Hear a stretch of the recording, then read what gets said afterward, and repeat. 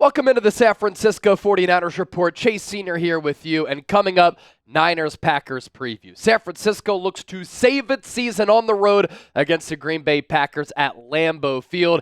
Can't wait for this game. We'll, of course, be doing a watch party for it. And coming up, key matchups to watch, what the Niners have to do to be victorious, and what you need to look out for, in addition to some injury news on the Niners side and on that Packers sideline as well. The 49ers, for the first time this year, underdogs in a game. Packers -1. The total over-under, 47. This game taking place on Sunday afternoon. Kickoff is set for 4:25 p.m. Eastern, 1:25 p.m. Pacific at the Cathedral of NFL football, one of the best venues in the National Football League, the frozen tundra of Lambeau Field. Be sure to subscribe and join us, by the way, for our Niners-Packers watch party. The live show will get underway nearly 90 minutes before kickoff, so the show will begin at 3 p.m. Eastern, 12 p.m. Pacific, so be sure to lock us in. Hit that sub button right now for daily and year-round shows on the Niners, but also join us for our watch party, the best place to experience a Niners game day outside of being at the actual game.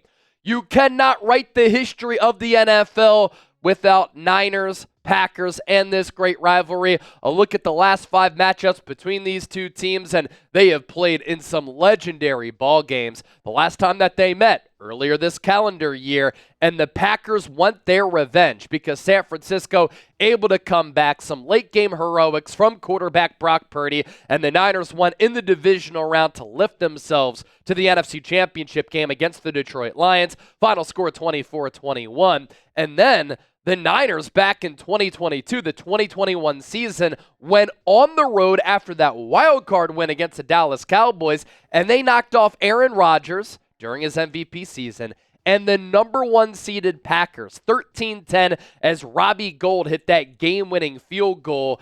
In 2021, the Packers did go on the road and beat the Niners in the regular season, 30-28. But then you think back to that 2019 NFC Championship game in the 2020 calendar year. San Francisco dominated that football game 37-20, and then a Packers win sandwiched in between that on November 5th of 2020. Lambeau Field, as we know, difficult place to play. About 40% of fans in attendance are expected to be rooting on the Niners. Lambeau Field just got snow on Thursday. Sunday's forecast, as of right now, as we record this on Thursday, November 21st, a couple of days away from kick, not expected to be snow in the forecast. High of 45, low of 34. It could certainly be worse. And as we know, Brock Purdy has struggled a little bit throwing in cold temperatures. He struggled throwing in inclement weather. That game against the Packers, rain was coming down. He wasn't great throughout that game, but then late was able to deliver some clutch throws, make some big-time plays with his legs, and sometimes he can struggle gripping the football when it's wet or when it's cold. That brings us to a Brock Purdy injury update here. Little bit concerned with this day-to-day this week because of a shoulder injury to his throwing arm that he suffered against Seattle. He did not throw in practice on Wednesday. And so as the Niners begin their preparations to take on Green Bay with their season hanging by a thread, their quarterback is not throwing the football so far this week in practice. If Brock Purdy cannot go, Brandon Allen will be the team starter because right now he is QB2, and then Joshua Dobbs would elevate to the backup quarterback role. To the defensive side of the football, Nick Bosa dealing with an oblique injury. He injured that, overcompensating due to another oblique/hip injury. He did say this week it's not like the core muscle injury that ended his collegiate career. It's more of something having to do with the upper body. He also did not practice on Wednesday. My read, I would be surprised if he plays, even though he said that he's progressing and the injury is getting a little bit better. He had to deal with a lot of pain and push through to play against the Bucs. And then we saw him clearly laboring against Seattle, couldn't play in a critical juncture of that ball game. And then he said after the game, I hope it's not too long that he's out. With Brock Purdy, the Niners are fighting for their playoff lives. If Brock Purdy can't go, that would be disastrous for this football team. There is such a large gap between him as the team's starting quarterback and Brandon Allen. And I know that the numbers this year are a little bit down, not as efficient compared to last year when he was top 5 in MVP voting, completing 66% of his passes. That number is down. Doesn't have as many touchdowns. The interceptions are on the uptick. 13 tutties, 8 picks. He's thrown for more than 2,600 yards, so that number pretty damn good. And he has helped lead an offense that statistically has been pretty good when you look at the numbers. Eye test, I think it tells a different story because this has been a very frustrating unit to watch. But San Francisco, led by Purdy, still second in total yards, second in yards per play, fourth in net passing yards per attempt, fourth in rushing yards per attempt. They're 8th in points scored, 1st in average yards per drive, 10th in average points per drive, 26th in the red zone. Couple of key areas there. While the Niners have moved the ball, even though their average yards per drive is 1st, they're 10th in average points per drive. And of course, the red zone struggles have really held this team back, 26th in that area. But Brock Purdy is still 3rd among quarterbacks in yards per attempt at 8.5. He's 5th in air yards per attempt at 8.8. His QBR is 5th, 67.4. His passing yards, he's 6th. And his deep ball completion rate, 7th in the NFL at 44.8. He's really missed Brandon Ayuk. Even when Ayuk was on the field, wasn't the same guy. And then, of course, he shredded his knee. And if the Niners are without Nick Bosa on the defensive side, he's playing like their best defensive player right now. Yes, better than Fred Warner, who has really struggled over the last few weeks. For people to say, Nick Bosa, he's overrated, he's overpaid, get out of here with that junk. He's putting together a tremendous season, playing at an all-pro level, overall Pro Football Focus grade of 90.3, pass rush grade of 87.2, run defense grade of 74.6. He has the most pressures in the NFL with 52, second most hurries with 34. He's 6th in quarterback hits. He's tied for 4th in sacks with 7 on 320 pass rush snaps. So if he can't go, that would be a massive loss for this Niners defense. And we saw that on the field on Sunday.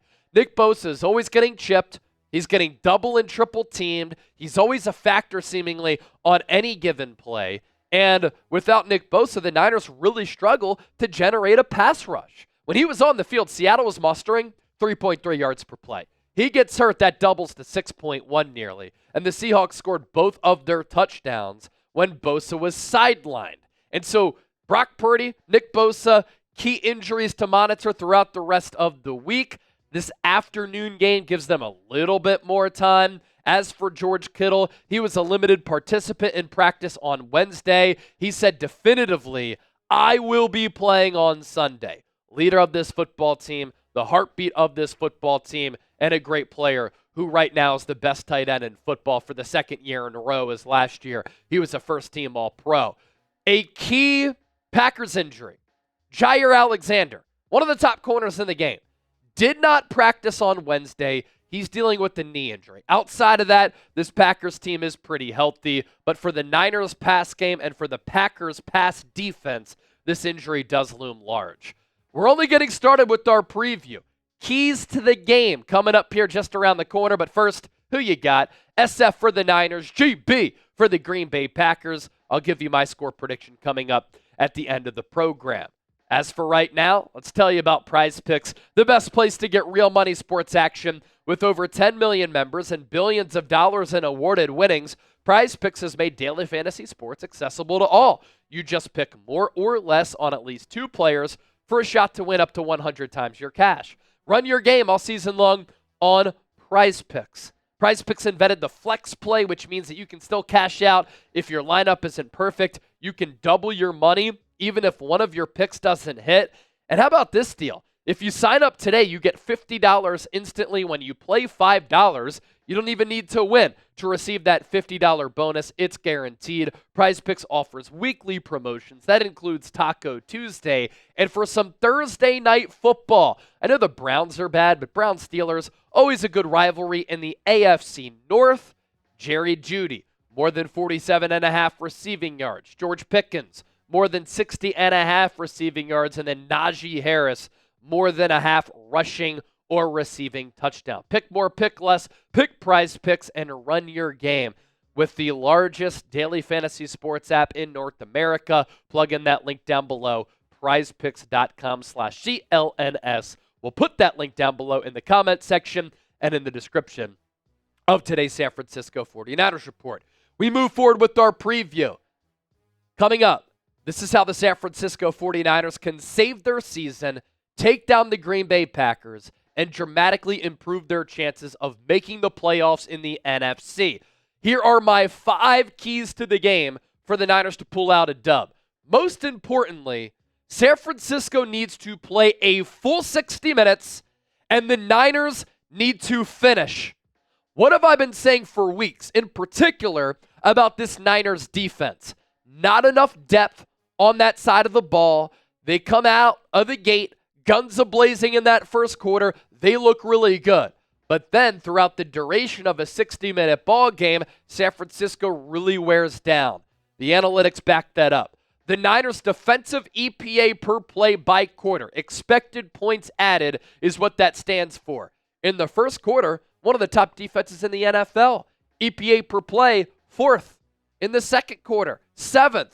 Still manageable. 3rd, about middle of the pack in the NFL, 13th in the fourth quarter. All the way down to 28th among 32 teams. As for defensive EPA in the first through third quarters, Niners are 5th. So quarters 1 through 3, they fare pretty well. Defensive EPA in the fourth quarter alone, that ranks 28th. It's not going to get the job done. San Francisco is a classic front runner. They take leads. They play well early. Shoot, they play well for 3 quarters. And then they just completely collapse on both sides of the ball in that fourth quarter. Now, the offense hasn't done the defense any favors, but really with San Francisco, they're a flawed football team right now that's not playing complementary. The offense isn't picking up the defense. The defense isn't picking up the offense, and then you have one of the worst special teams units in the NFL. So in all 3 phases, the Niners are always missing in some critical area of the game in all 3 of those phases. As for the Niners' fourth quarter points allowed this year, they are 27th among 32 teams. 8.8 points per game throughout all of these fourth quarters combined on average. And let me just pull out my calculator here. I failed elementary algebra in college. 8.8 points per game in the fourth quarter. If you were to translate that to a full game, that's 35 points per game that this Niners defense would be giving up. Yet in the first quarter, they're only giving up 3.7 points per game. Excuse me, that was in 2023. They were giving up only 3.7 points per fourth quarter in 2023. That was first in the NFL. And so they closed games in 2023, and they played really good defense in the final frame. This year, it's been anything but. And if you were to translate that throughout the course of 4 quarters last year, San Francisco would be giving up less than 2 touchdowns per ball game. Got to play a full 60 minutes. You have to finish. And the Niners haven't been able to do that this season. They're giving up the 2nd most points in the NFL in the final 2 minutes of games. And the 3 divisional games that they have lost, they have been ahead in the final 2 minutes. They just haven't been able to get those stops or on offense, move the chains in a critical down. Key to the game number 2. This is going to be a battle of bad red zone offenses. And I like this Packers offense. Matt LaFleur is a really good offensive mind. Jordan Love is a very talented quarterback. Josh Jacobs was a big free agency acquisition at that running back spot. They're like 4 wide receivers deep. They have 2 really good tight ends. Green Bay as an organization, they always invest in the offensive line. Doesn't a lot of that remind you of the San Francisco 49ers? Good at head coach, good at quarterback, a lot of weapons. Not as good of an offensive line, but both of these teams struggle to punch the ball into the end zone when they get in the red area. The Niners' red zone touchdown scoring percentage, 48.78%, 26th in the NFL. That is 0.06 percentage points ahead of the Green Bay Packers, who are 27th in red zone touchdown scoring percentage at 48.72%. So both of these teams have been able to move the ball, but they've had to settle for a lot of field goals. Kyle Shanahan and Matt LaFleur, two of the better offensive coaches in the NFL. And Kyle Shanahan talked about this week, that the Packers have done a good job of closing close games, whereas the Niners have pissed these games away. And of course, an area of weakness for San Francisco all year that Kyle Shanahan has talked about, that he has acknowledged their inability to score touchdowns when driving down the field and getting inside that red zone. So whoever capitalizes in that red area, inside the 20, could win this game, because I expect it to be close. And the difference between a field goal, 3 points, and a touchdown, and an extra point, 7 points, that's drastic, especially in a game between two teams who are fighting and jockeying for playoff positioning. Key to the game number 3. Jordan Love makes bad decisions with the football. Jordan Love makes some ill-advised throws and decisions. He will put it up for grabs. And if you pressure him, he will put the ball in harm's way. And when he does that, you need to take advantage. This year, Jordan Love's accuracy is down. His completion rate, 62.3%. That's lesser than Brock Purdy's number. He's also thrown for fewer yards. It's probably a better word to use, fewer as compared to lesser. Come on, Chase, you studied journalism in college. His touchdown-to-interception ratio, 16-11.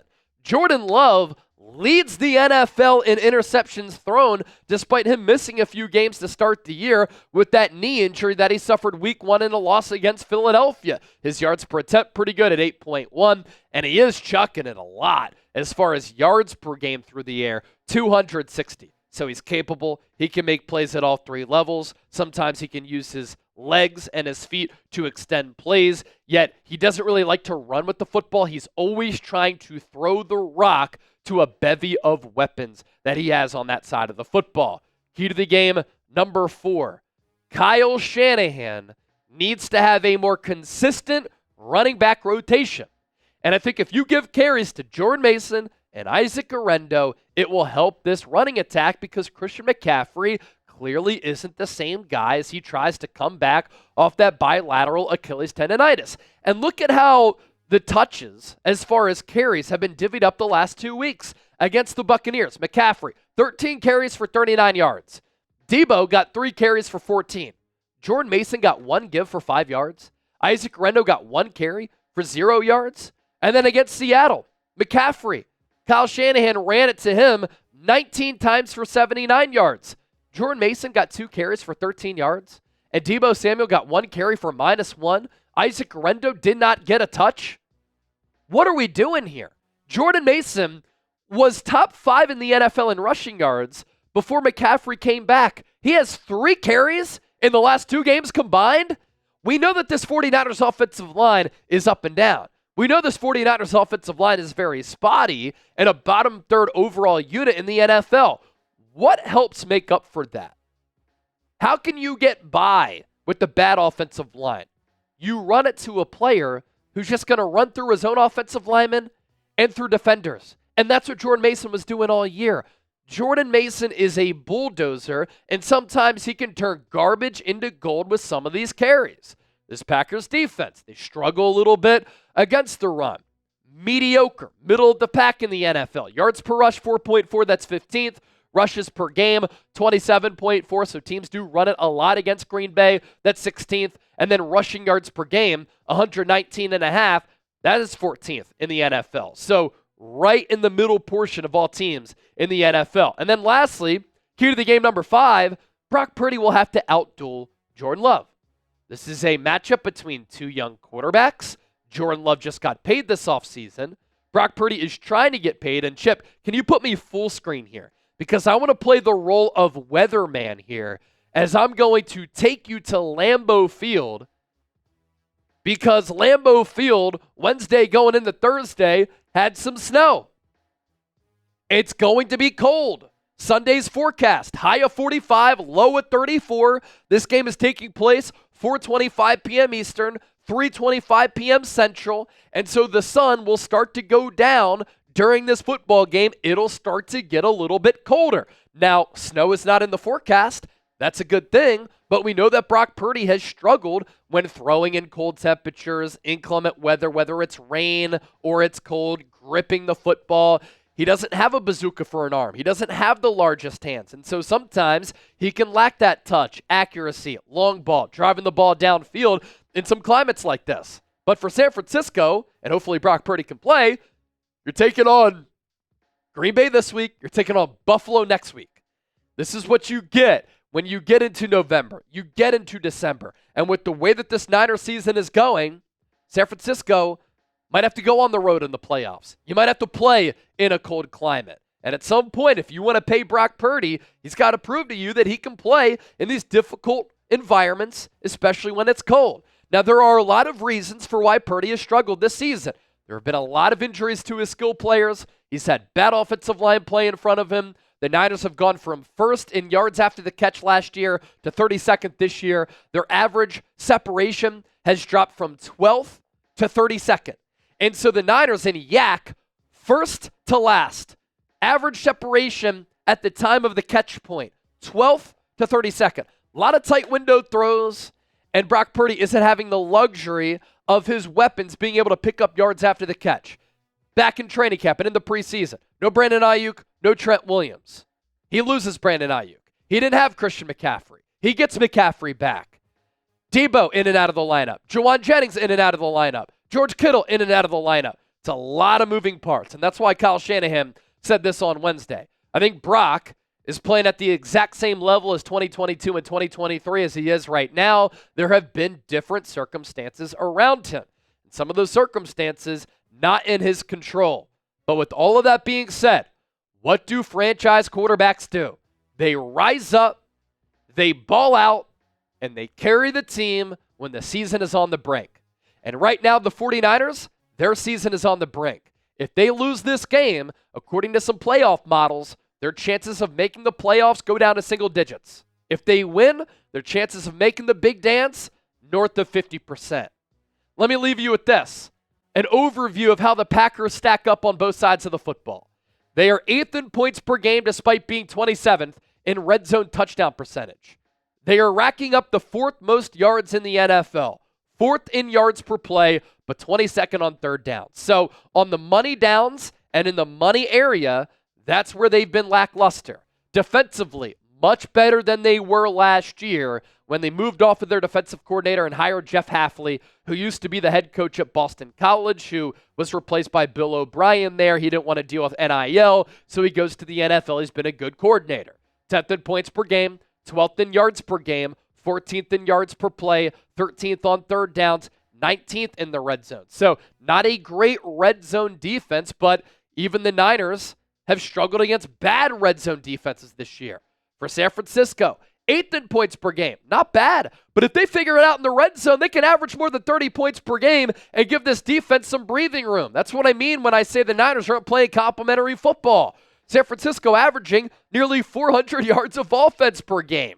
2nd in yards per play at 6.4, although the success rate on first down has to be better. 4th on third downs, but 26th in that red area. And then this has really just been a mediocre defense with not a lot of depth, and they've tailed off toward the end of games. 16th in points per game, 6th in yards per game, 8th in yards per play, 25th on third downs, 23rd in red zone touchdown rate, but awful inside 2 minutes to go in the fourth quarter. So predict the score: Niners, Packers, the cathedral of NFL football, historic venue, Lambeau Field, Green Bay, Wisconsin. What do you think? For me, what leads me to believe that the Niners are going to win this game? They are what the record says they are. 5-5. They've been average. They've been flawed. I'm going with the Packers to win 29-26. The Niners haven't showed me all year that they have it. The Niners haven't showed me all year mental toughness. Could that change with this club that is battle-tested? No doubt about it. But I think that they are physically tired and mentally tired, and the Niners need to go out and change my mind because they've been maddening all year. It's time for them to fix it, and until they do, I think they lose this football game.